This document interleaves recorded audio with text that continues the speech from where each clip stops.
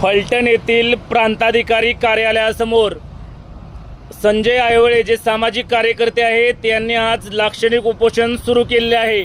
आपल्या विविध मागण्यांसाठी या ठिकाणी उपोषण सुरू केले असून यामध्ये शेतकऱ्यांची संपूर्ण कर्जमाफी व्हावी, शेतकरी व शेतमजूर यांच्या शेतीपंपाची व घरगुती वीज बिल माफ करावे, त्याचबरोबर फलटण तालुक्यातील ऊस उत्पादक शेतकऱ्यांना चालू गळीत हंगामात 3600 रुपये प्रति टन दर मिळावा व मागील हंगामातील 250 रुपये प्रति टन फरक देण्यात यावा।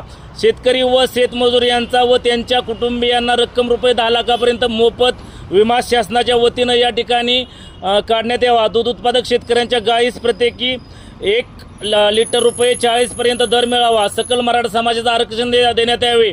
ओबीसी समाजास लवकरात लवकर राजकीय आरक्षण मिळावे।